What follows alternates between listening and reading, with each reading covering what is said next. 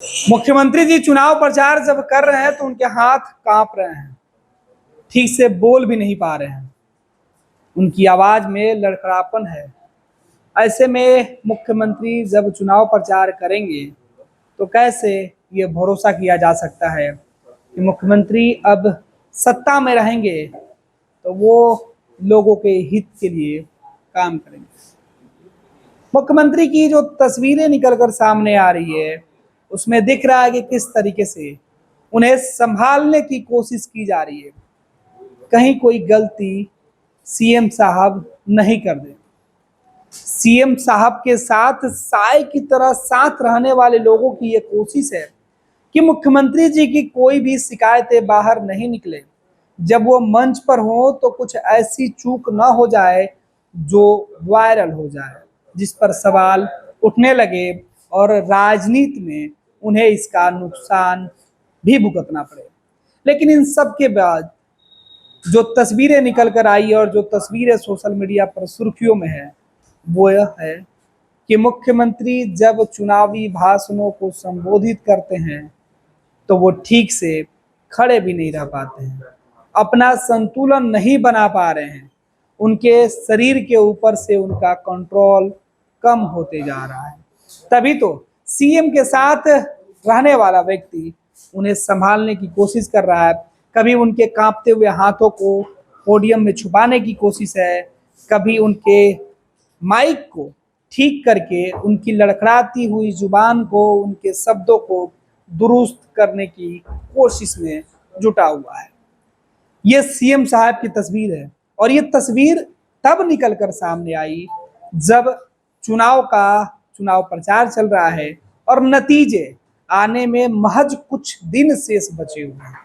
आखिरी चरण की वोटिंग 1 जून को होनी है और 1 जून के बाद सीधे 4 जून को फैसले आएंगे। फैसले में यह साफ हो जाएगा कि इस बार लोगों ने सीएम साहब के ऊपर कितना भरोसा जताया है। ये मुख्यमंत्री की तस्वीरें जिस तरीके से सोशल मीडिया पर वायरल की जा रही है, सोशल मीडिया पर लिखा जा रहा है कि मुख्यमंत्री जी पर अब भरोसा नहीं किया जा सकता, मुख्यमंत्री जी अब अपने घर में रहें, आराम करें, क्योंकि उनके सेहत के साथ साथ उनकी बढ़ती उम्र का जो है वो उनके सेहत पर असर दिख रहा है। कहा जाता है कि अनुभव सीएम के पास काफी ज्यादा है, लिहाजा वो इतने लंबे समय से लगातार मुख्यमंत्री की कुर्सी पर बरकरार हैं। लेकिन अब जब चुनावी वक्त में अपने विरोधियों को अपने बयानों से धराशायी करने का वक्त आया है, तब मुख्यमंत्री जी की जुबान लड़खड़ा रही है, ठीक से बोल नहीं पा रहे हैं। जब सीएम साहब को अपने विरोधियों को चुनौती देने की जरूरत है, उस वक्त उनके हाथ लड़खड़ा रहे हैं, उनके हाथ जो है वो सीधे तौर पे सही तरीके से काम नहीं कर पा रहे हैं।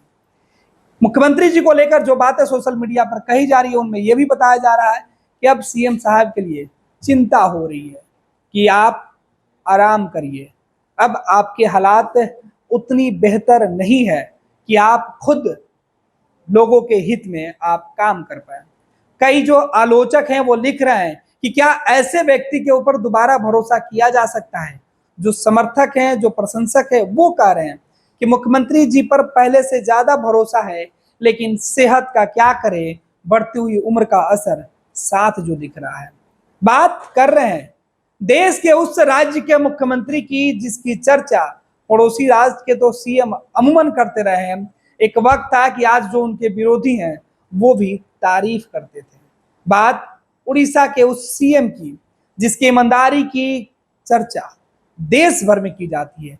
लगातार 2000 से लेकर अब तक सीएम की कुर्सी पर काबिज रहने वाला वो मुख्यमंत्री नवीन पटनायक की ये कहानी और ये तस्वीरें हैं। ये कहानी उड़ीसा के मुख्यमंत्री नवीन पटनायक के उस वक्त की तस्वीरें हैं जब वो एक चुनावी जनसभा को संबोधित करने के लिए मंच पर आते हैं और मंच से सीधे तौर पर नवीन पटनायक बीजेपी के खिलाफ प्रधानमंत्री नरेंद्र मोदी के तमाम चुनावी दावों और दलीलों और वादा के बीच अपने किए गए आज तक के कामों के भरोसे, आज तक उड़ीसा के लोगों के लिए जिन्होंने काम किया है, उस मुद्दे के साथ एक बार फिर से विधानसभा में वोट मांगने के लिए पहुंचे हैं। दरअसल पूरे देश में लोकसभा का चुनाव हो रहा है, देश के कई राज्यों में विधानसभा के लिए उपचुनाव हो रहे हैं, लेकिन उड़ीसा में विधानसभा का चुनाव हो रहा है लोकसभा के साथ साथ। उड़ीसा में अगर लोकसभा का चुनाव बीजेपी पूरे देश में लड़ रही है, तो विधानसभा का चुनाव बीजेपी उड़ीसा में लड़ रही है। नवीन पटनायक जिसके नेता हैं, उस पार्टी के चुनाव के बीच बीजेपी मैदान में है। प्रधानमंत्री नरेंद्र मोदी खुद नवीन पटनायक के खिलाफ कई सारी बातें चुनाव में कर चुके हैं। बीजेपी की तरफ से धर्मेंद्र प्रधान भी मोर्चा खोल रखे हैं। इधर नवीन पटनायक अपने किए गए काम के साथ अपनी ईमानदार छवि के सहारे इस बार भी चुनाव के मैदान में उतर चुके हैं।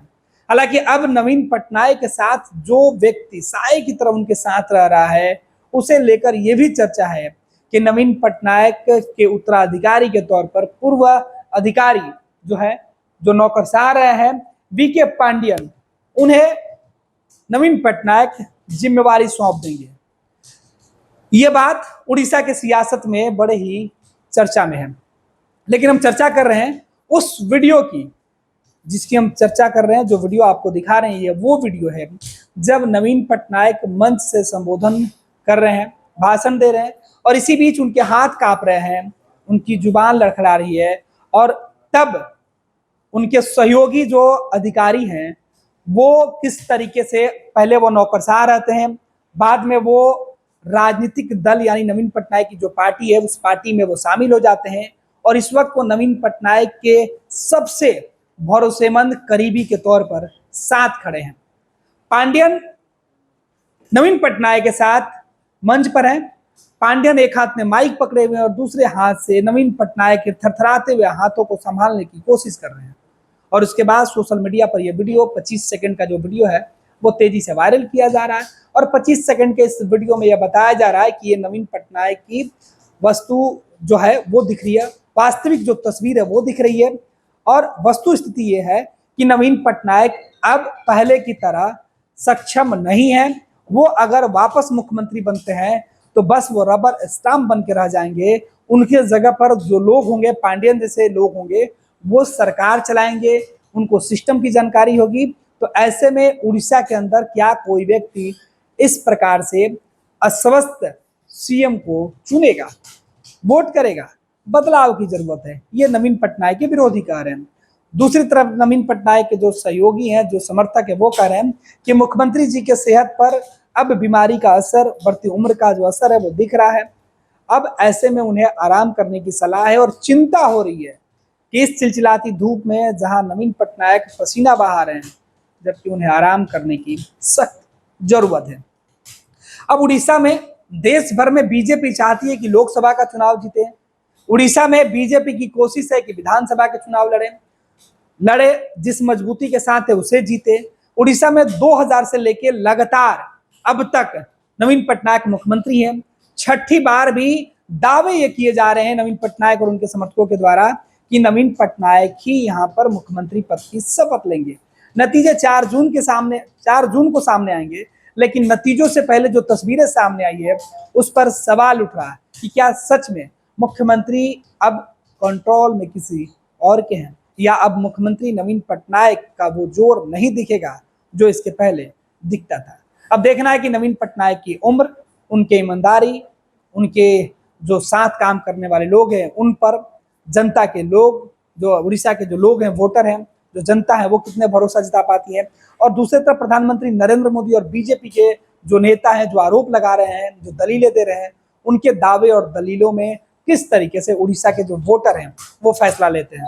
फैसले 4 जून को होने हैं, तस्वीरें 4 जून को स्पष्ट होगी। लेकिन उसके पहले नवीन पटनायक का यह वीडियो तेजी से सोशल मीडिया पर बांटा जा रहा है, वायरल किया जा रहा है, और सवाल के साथ साथ संवेदना भी दिखाई जा रही है।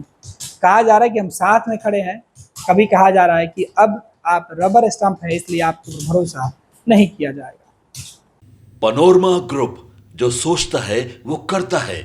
आपके अपने सपनों का आशियाना। ये लो, मुंह मीठा करो। आज मैंने अपना जॉब छोड़ दिया, अब हम पूर्णिया वापस जाएंगे। जॉब छोड़ दिया है? मतलब ये घर कैसे चलेगा? हम करेंगे क्या? और माँ बाबूजी क्या बोलेंगे? इसलिए मैं एक और मिठाई का डब्बा लाया। अपने बिजनेस के लिए लोन अप्रूव हो गया। अरे लोन अप्रूव हो गया वो तो ठीक है, लेकिन पूर्णिया में हम रहेंगे कहाँ? अपना घर भी तो नहीं है वहाँ। इसलिए तो एक और मिठाई का डब्बा अलग से लाया हूँ। हमने पूर्णिया में घर ले लिया है, पूर्णिया के ई होम्स पैनोरमा में। पूर्णिया में पैनोरमा ग्रुप लेकर आए हैं ई होम्स पैनोरमा, बड़ा घर, आलीशान जिंदगी और अत्याधुनिक सुविधाओं के संग। अरे अरे, अब क्यों मुंह मीठा करवा रही हो? क्योंकि हम घर वापसी जो कर रहे हैं। घर वापसी की खुशी पूर्णिया में ई होम्स पैनोरमा के संग। E homes panorama, luxurious lifestyle redefined.